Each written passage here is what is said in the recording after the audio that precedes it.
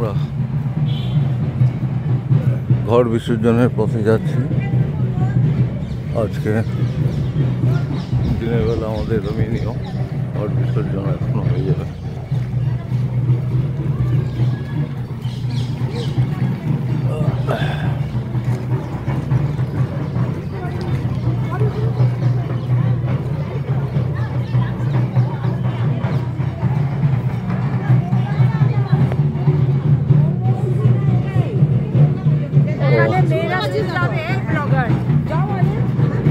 আছে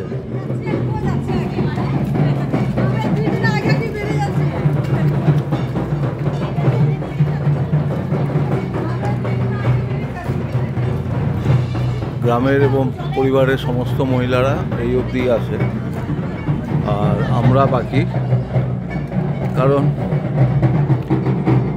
বাকি আমরা যাচ্ছি আমাদের সেই দিঘিতে ঘট বিসর্জনের কারণে। আমাদের এখানকার নিয়ম অনুযায়ী বিবাহিত মেয়েদের বিসর্জন দেখতে নেই, অর্থাৎ ঘট বিসর্জন কোনো বিবাহিত মেয়ে দেখে না, বা ঘট বিসর্জন বা মূর্তি বিসর্জন দুটোই। এই সেই একই দৃশ্য অনেকবার দেখানো হয়েছে, তবুও দেখিয়ে দিলাম। এখানে আজকে তো প্রচণ্ড মেঘলা, সকাল থেকে বৃষ্টি হয়েছে।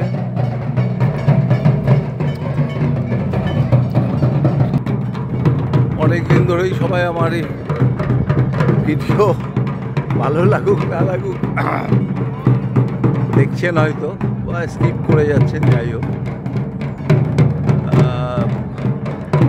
যেটা এতদিন বোঝাই যেত না, লোকজন সেই প্রতিপদ থেকে আপনাদের দেখিয়েছি, লোকজন বোঝাই যেত না, এই এখন হচ্ছে সেইটা।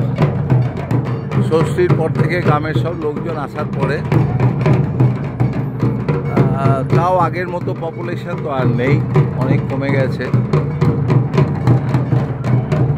এই যে আমাদের ঘট বিসর্জন হচ্ছে,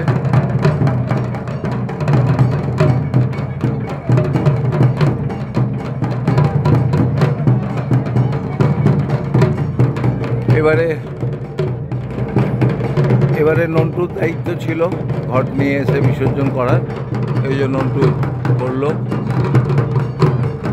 ডুব মারলো ঘট নিয়ে। ওয়েদার বৃষ্টি না হলে তো ওয়েদার খুবই সুন্দর। এই আমাদের গ্রামের চারপাশ,